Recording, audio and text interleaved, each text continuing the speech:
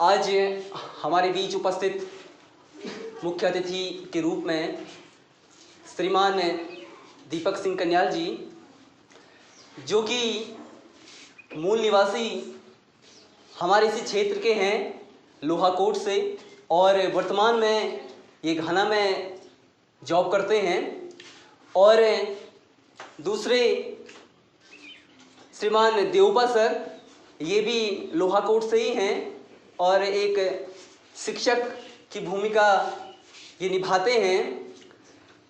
और साथ ही सोसाइटी के संचालक महोदय श्रीमान कमल सर। तो सर्वप्रथम मैं आप सभी का सज्जनलाल मेमोरियल सोसाइटी की दूसरी शाखा देवलथल में हार्दिक स्वागत और अभिनंदन करता हूं।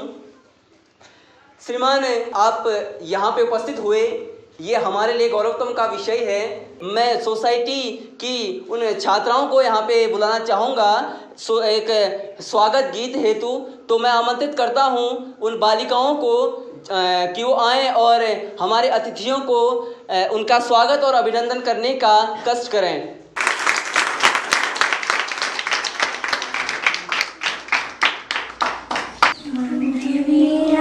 से गुंजित ध्वनि मंगलम, मन की वीणा से गुंजित ध्वनि मंगलम। स्वागतम स्वागतम स्वागतम स्वागतम स्वागतम स्वागतम स्वागतम स्वागतम। कैसा पावन सुहावन समय आज है, आप आए अतिथियों में सरताज है।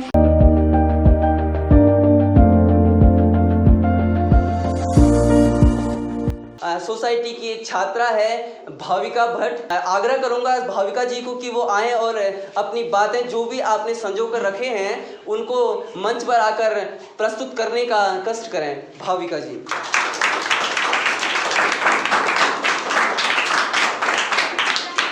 मैं भाविका भट्ट, कक्षा 10वीं की छात्रा, सज्जनलाल मेमोरियल सोसाइटी से आपका स्वागत व अभिनंदन करती हूँ। सबसे पहले तो मैं श्री दीपक सिंह कन्याल सर का दिल से धन्यवाद करूँगी कि वो अपना व्यवस्थित समय निकाल के सोसाइटी आए और इस कार्यक्रम की शोभा बढ़ाई। आप सभी को तो अवगत ही होगा, पहले हम दरी में बैठते थे। जब ठंडियों का मौसम आता था तो हमारे लिए बहुत दिक्कत होती थी लिखने पढ़ने में। और उसके बाद श्री मनोज भट्ट जी द्वारा हमें गद्दे उपलब्ध कराए गए, मैं उनका भी दिल से धन्यवाद करती हूँ। वर्तमान में श्री दीपक सिंह कन्याल जी, जो लोहाकोट के निवासी हैं, वो वर्तमान में घाना में जॉब करते हैं। इनके द्वारा हमें फर्नीचर उपलब्ध कराए गए, मैं सर का दिल से धन्यवाद करती हूँ और मैं आशा करती हूँ कि सर का आशीर्वाद हम सब पर बने रहे। धन्यवाद।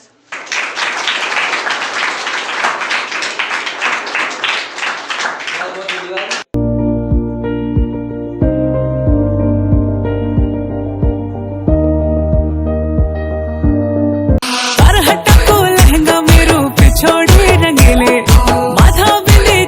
छोरा बना मैं शर्मिले,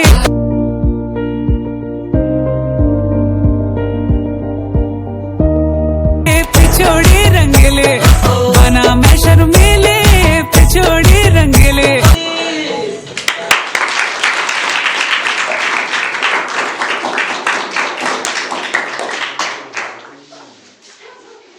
बहुत सुंदर प्रस्तुति।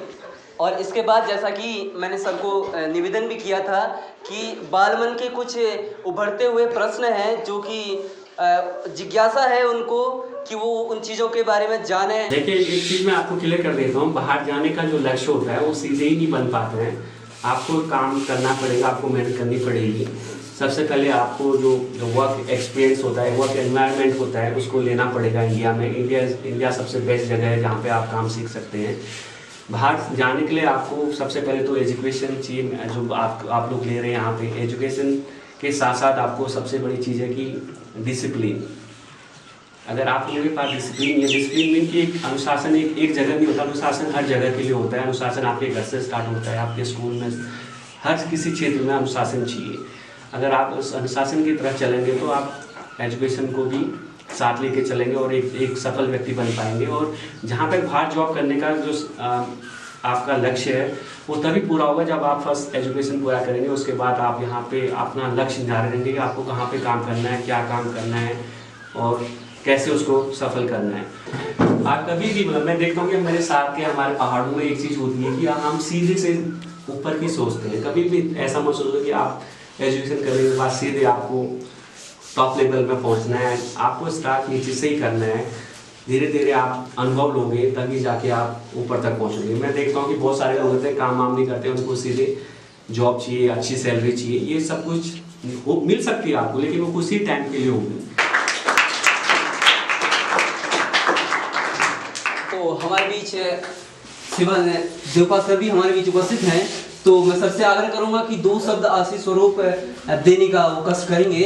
आज के इस माँ शारदा के प्रांगण में उपस्थित सज्जन लाल मेमोरियल सोसाइटी के संस्थापक भाई कमल किशोर और आज के इस कार्यक्रम के मुख्य अतिथि भाई दीपक और सोसाइटी से जुड़े हुए समस्त कार्यकर्ता, चाहे वे शिक्षण का कार्य यहाँ पर कर रहे हैं या सोसाइटी से संबंधित और कार्य कर रहे हों, और यहाँ पर उपस्थित सारे बच्चे, एक बार आप सभी लोगों का पुनः मैं स्वागत करते हुए भाई दीपक का बहुत बहुत आभार व्यक्त करता हूँ सोसाइटी की तरफ से कि उन्होंने आप लोगों के लिए यहाँ पर इस शिक्षण व्यवस्था को आसान करने के लिए यह फर्नीचर दिया है। एक बार पुनः उन्हें साधुवाद देता हूँ इस कार्य के लिए, और माँ शारदा से मेरी ये प्रार्थना है कि ईश्वर आपको हमेशा इस योग्य बनाए रखे कि आप समाज के उस वर्ग को सहायता हमेशा करते रहें जो आज तक वंचित वर्ग है, उसकी सहायता आप करते रहें और आप दीर्घायु हों, और यह कार्य निरंतर आप जीवन में अपने करते रहें। बहुत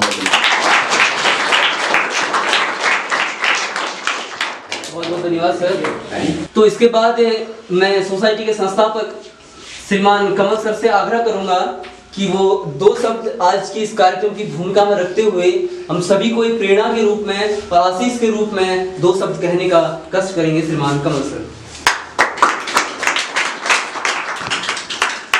बहुत बहुत धन्यवाद सर। इस प्रकार से आप देखते होंगे कि हम लोग मैंने इनका बचपन से संघर्ष देखा है।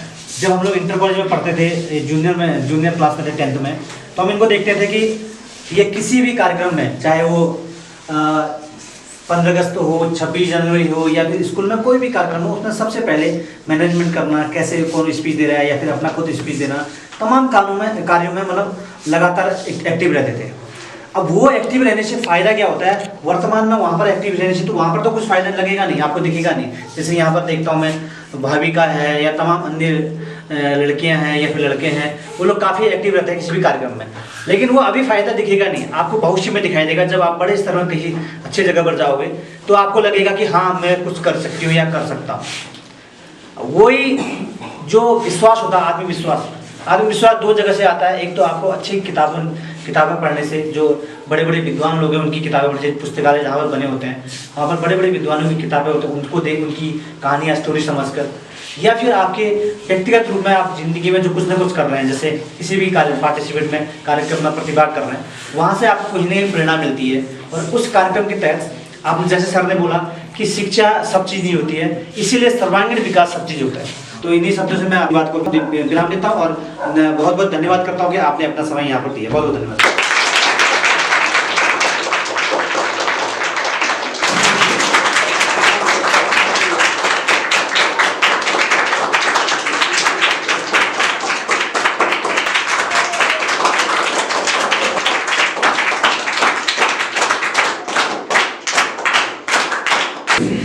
इसी के साथ अंत में मैं पुनः सर से निवेदन करूंगा कि 2 शब्द आशीष स्वरूप और प्रेरणा स्वरूप हमें देने का कष्ट कर। तो स्ट्रगल, संघर्ष तो रहता ही है उसमें, और सबसे बड़ी बात है कि आप उसमें से जो आपको सबसे अच्छा लगता है, जो सबसे अच्छी चीज़ें लगती है, उसको आप पिक कीजिए, उसको पकड़िए और उससे आगे बढ़िए। उसकी समाज में 2 वर्ग मिलेंगे, एक आपको प्रोत्साहित करेगा, एक डिमोटिवेट करेगा।